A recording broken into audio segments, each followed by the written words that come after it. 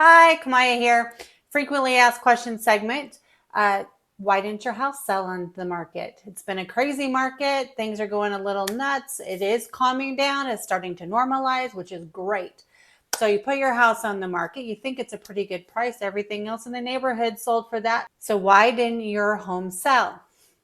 Well, there's 3 reasons why it might not have sold. And here they are. So I know the first reason you guys are probably thinking it's the location, because you always hear location, location, location. No, that is not it. You could live in a home that is right by the train track, or maybe even on a property that's in town, close to an intersection, or maybe it's in a rural area, kind of hard to get to down a dirt road. Location is definitely important. Don't get me wrong, but it's not all about location. Anything that might be less desirable about a location can be easily fixed with pricing. So why didn't your home sell on today's market? It's probably because it's overpriced. Some sellers often make this mistake, and it's not their fault. It could be simply the person that they're talking to, or they just don't have really updated information. Or it could be because they interviewed 3 or 4 agents and one of them told them, hey, I can get XYZ amount, which is $20,000 than the other agents had quoted them. Keeping in mind, your house on the market is only worth so much. The agent does not make the market value for your home. We like to call that buying your listing, because they're going to tell you they can get such a certain amount for your listing. Let's say a really high kind of exorbitant, very top end for your home. It's not really worth that. So what they're doing is buying your listing in hopes that you'll see the light later on and lower your price.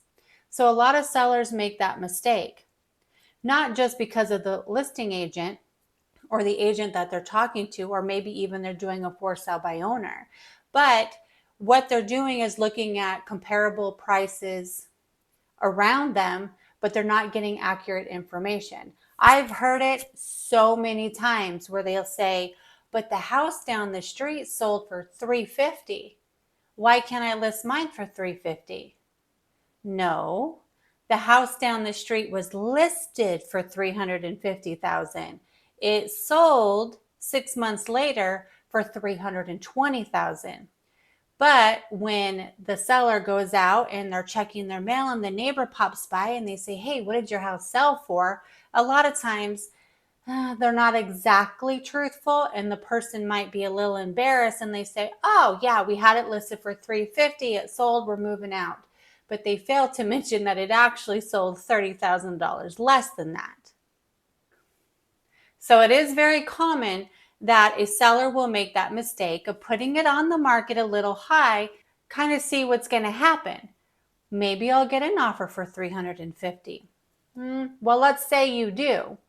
Let's say you market it for $350,000. You get an offer for $350,000.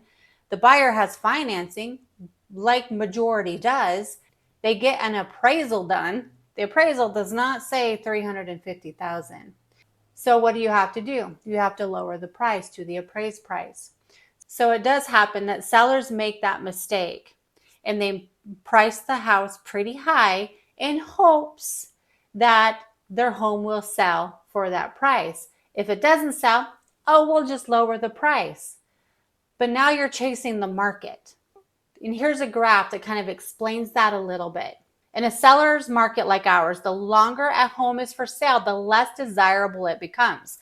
Buyers just assume there's something wrong with it. And I don't know how many times I've heard when I walk into a home showing a buyer a home, one of the first questions they ask, how long has it been on the market? It's just a common curiosity that if it's been a lot of days on the market, there must be something wrong with it, or somebody else would have bought it. So now you're battling the time on market against the price.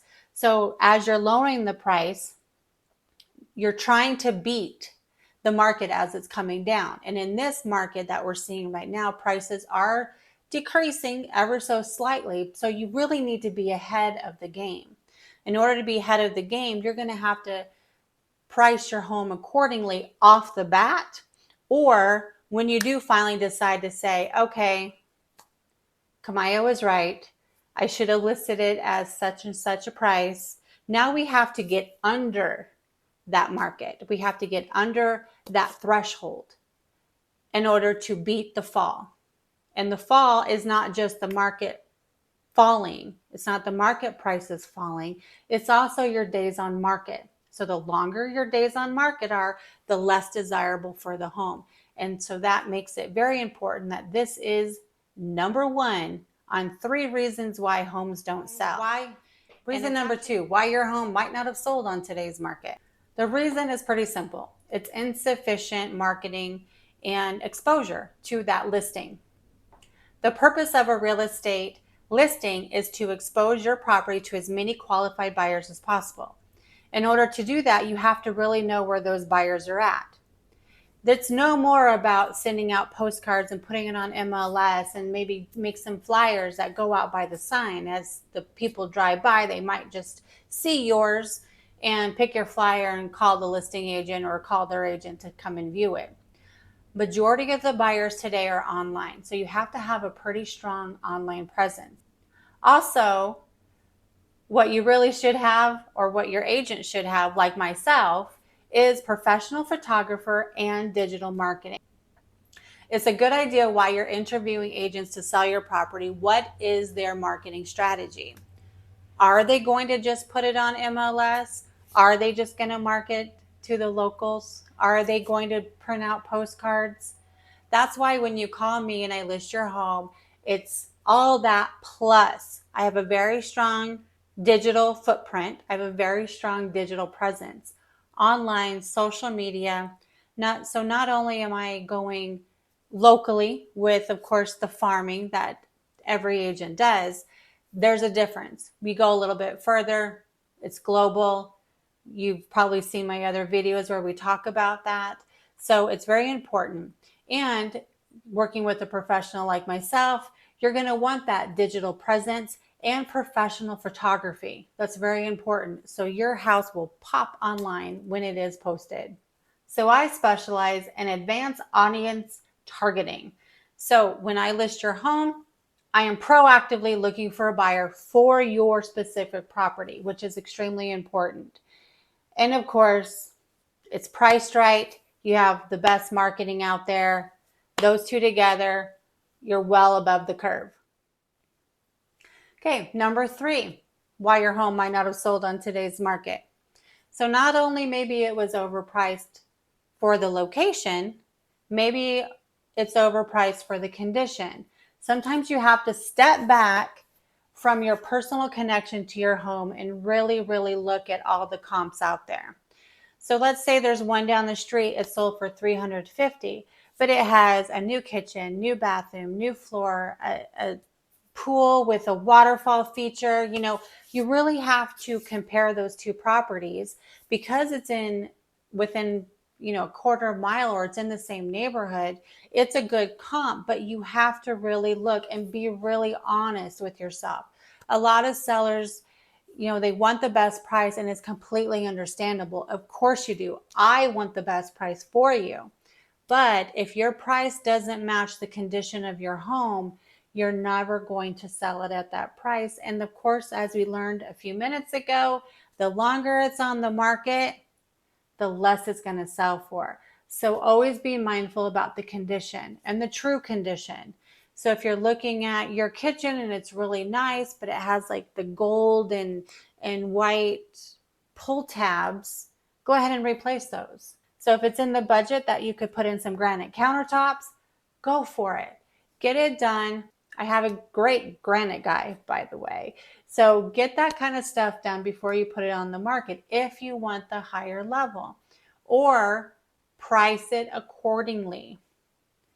So try to be a little bit neutral. So a lot of times what I do with my sellers is not only am I showing them the comps on paper, but if there's something available that I'm not going to be disturbing another seller, like if it's a vacant home, I'll say, hey, let's go and take a look at it. This is what your competition is. It's right down the street. It's very similar to yours. It has a lot of unique features though, so let's take a look. So that's always a good thing to actually see it in person, the comp itself. So if your agent isn't willing to go that extra mile, maybe that's why your house didn't sell the first time. So most importantly, work with someone that's going to get the right price, is going to get your advertised house out there all over to find the right buyer. You get somebody that knows the business, knows how to price the home correctly, has all of your best interest of mind, of course, and they're not just looking at their paycheck. You need someone that is capable of marketing your home properly, someone that can be honest with you and tell you the condition of your home. And it could be as simple as, hey, there's a lot of furniture. Let's try to move some of this out, because staging your home is also extremely important.